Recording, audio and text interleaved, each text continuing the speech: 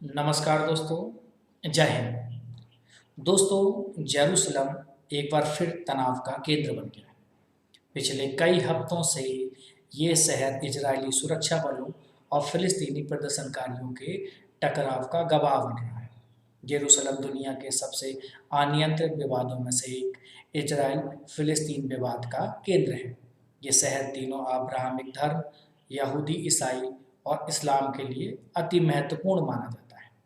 पुरातत्व सबूतों के मुताबिक जेरूसलम जीसस के जन्म लेने के 4000 साल पहले से बसा हुआ था। इसराइल और फिलिस्तीन दोनों जेरूसलम को अपनी राजधानी होने का दावा करते हैं और कुछ हद तक यही उनके बीच विवाद की जड़ भी है।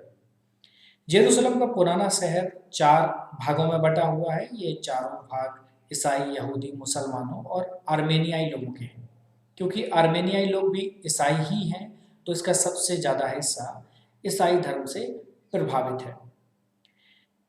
अगर इसके इतिहास की बात की जाए तो ये जेरूसलम दीवार से घिरा हुआ शहर है, क्योंकि इतिहास में इस पर कई बार कब्जा किया गया है, इसलिए इसकी किलेबंदी भी की गई थी।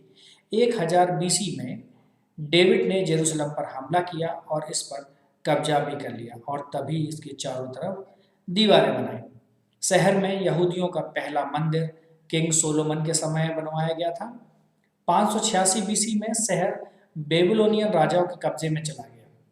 उन्होंने मंदिर को तुड़वा दिया, लेकिन फिर खुद ही इसका निर्माण कराया।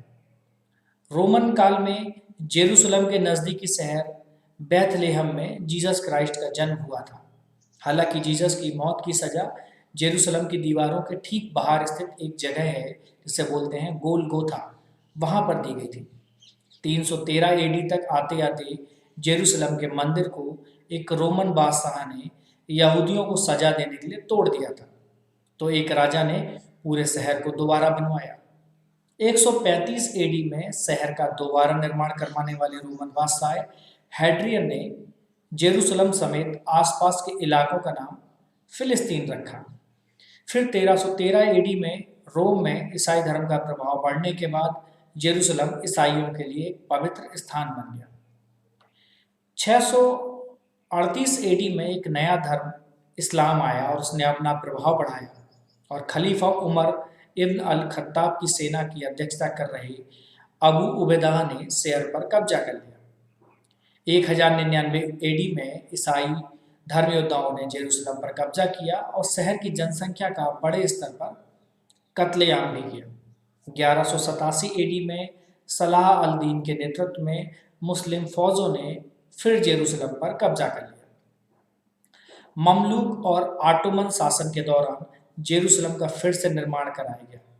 ऑटोमन शासन के दौरान फिलिस्तीन में यहूदियों की मौजूदगी बहुत ज़्यादा नहीं थी, लेकिन 1900 तक यहूदी जेरूसलम का सबसे बड़ा समुदाय बन गया।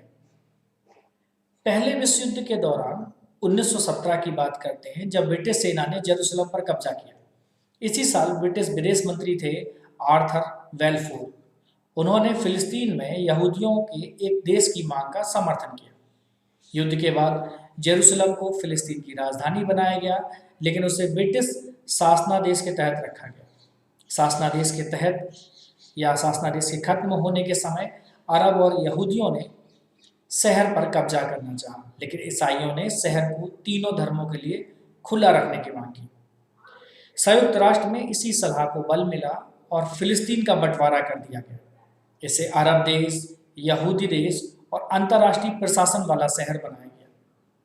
बात है 14 मई 1948 को, जब यह बंटवारा लागू होना था, लेकिन उससे पहले ही जेरूसलम में यहूदियों और अरब लोगों में एक युद्ध छिड़ गया। यह युद्ध 1948 में शुरू हुआ और युद्ध जब अगले साल सीज फायर से रुका, तब तक अधिकतर इलाका इजराइल के नियंत्रण में जा चुका था। जॉर्डन ने, आज के वेस्ट बैंक, और मिस्र ने उस समय गाजा पर कब्जा कर लिया। जेरूसलम पश्चिम में इजरायली सेना और पूरब में जॉर्डन की सेना में बढ़ चुका था। क्योंकि कोई शांति समझौता नहीं हुआ था, इसलिए कई सालों तक युद्ध और लड़ाई चलती रही। फिर 1967 में एक 6 दिन का युद्ध हुआ। इस युद्ध में इजराइल ने पूर्वी जेरूसलम, वेस्ट बैंक और ज़्यादातर गोलान हाइट्स, गाजा और साइनाई पेनिसुला पर कब्जा कर लिया। 1948 में जब युद्ध शुरू होने के बाद ज़्यादातर अरब या कहा जाए फिलिस्तीनी शरणार्थी गाजा और वेस्ट बैंक में रह रहे थे। इसकी वजह से अब वो फिलिस्तीनी इजराइल के नियंत्रण वाले वेस्ट बैंक और गाजा में आ गए थे। हालांकि इजराइल गाजा से पीछे हट चुका है, लेकिन वेस्ट बैंक अभी भी उसके नियंत्रण में है। इन सब के बावजूद भी दोस्तों अगर ध्यान दिया जाए तो ये इजराइल इतना महत्वपूर्ण क्यों है दोनों देशों के लिए। जेरूसलम ईसाइयों, यहूदियों और मुसलमानों के लिए बराबर महत्व रखता है। तीनों धर्मों के सबसे महत्वपूर्ण पवित्र स्थानों में से एक जेरूसलम में स्थित है। ईसाइयों के लिए होली स्कल्पचर चर्च है। ऐसा माना जाता है ये वही जगह है जहां जीसस क्राइस्ट को सूली पर चढ़ाया गया था और यहीं पर वो दोबारा जिंदा हुए थे। माना जाता है कि चर्च में जीसस का खाली ताबूत भी है। मुसलमानों का तीसरा सबसे पवित्र स्थान अल अक्सा मस्जिद जेरूसलम में ही है। अरब भाषा में इस शहर को अल कुदस कहा जाता है। मुसलमान मानते हैं कि पैगंबर मोहम्मद मेराज के दौरान मक्का की मस्जिद से अल अक्सा मस्जिद लाए गए थे। इस मस्जिद के परिसर में एक डोम ऑफ रॉक है, जिसके लिए कहा जाता है कि पैगंबर मोहम्मद यहीं से जन्नत गए थे। यहूदियों के लिए पश्चिमी दीवार जेरूसलम में स्थित एक पवित्र स्थान है। पहले के समय में जो यहूदी जेरूसलम नहीं जा सकते थे, वो उसकी दिशा में प्रार्थना करते थे। अभी भी दुनिया के सभी यहूदियों के जो धर्म स्थल हैं वो जेरूसलम की दिशा में ही बने हुए हैं। वेस्ट बैंक में एक ग्रुप है फिलिस्तीन लिबरेशन ऑर्गेनाइजेशन, जो कि इजराइल से बातचीत करना चाहता है। और गाजा में एक ग्रुप है हमास, जिसने इजराइल को मिटा देने की कसम खा रखी है। 2007 में फिलिस्तीन में एक टेम्पररी सरकार बनी जो अभी तक चल रही है। 2014 में हमास और इजराइल में जंग शुरू हो गई। वेस्ट बैंक पर इजराइल का कब्जा है, गाजा में फिलिस्तीनी रहते हैं, पर इजराइल की मिलिट्री ने वहाँ पर डेरा डाल रखा है। खाना पीना मुश्किल कर दिया है। अब फिलिस्तीनियों का फिलहाल कोई देश नहीं है। जेरूसलम को दोनों ही अपनी राजधानी बताते हैं, इजराइल भी और फिलिस्तीन भी। पहले ये ईस्ट और वेस्ट जेरूसलम में बटा हुआ था, पर 1967 में इजराइल ने जेरूसलम के काफ़ी हिस्से पर कब्जा कर लिया। धीरे धीरे इजराइल के लोग बाउंड्री मार मार के काफ़ी हद तक शहर को अपना बना चुके हैं। इजराइल के बनने के बाद 7 लाख फिलिस्तीनी रिफ्यूजी हो गए। ये लोग मेनली रमाला और जफा से भगाए गए थे। अब ये लोग लगभग 70 लाख हो गए हैं।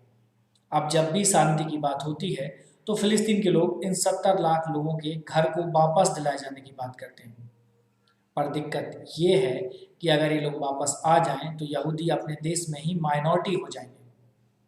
फिर एक दिक्कत और है, अगर वेस्ट बैंक और गाजा दे भी दिया तो क्या गारंटी है कि मांगे और आगे नहीं बढ़ेंगी। तो दोस्तों उम्मीद करता हूँ कि यहाँ पर आपको समझ में आएगा कि जेरूसलम फिलिस्तीन और इजराइल के बीच कॉन्फ्लिक्ट की वजह क्यों है। दोस्तों एक वीडियो में एक और बनाऊंगा जहाँ पर मैं ये बताना चाहूँगा कि वो कौन सा वजह थी इतिहास में जिसकी वजह से इजराइल और फिलिस्तीन के बीच ये फुल टू जंग स्टार्ट हो गई। तो दोस्तों मिलते हैं नेक्स्ट वीडियो में जहाँ पर हम जानेंगे कि वो ऐतिहासिक वजहें कौन सी हैं जिनकी वजह से इजराइल और फिलिस्तीन में युद्ध की ये बातें चल रही हैं और ये युद्ध हो रहा है। नमस्कार, जय हिंद। अगर आपको ये वीडियो पसंद आए तो इसे लाइक और शेयर करना ना भूलें और सब्सक्राइब जरूर कर दें। जो लाल बटन है उस पर चाहे हाथ मारें चाहे हथौड़ा मारें, लेकिन उसको जरूर दबा दें। नमस्कार, जय हिंद।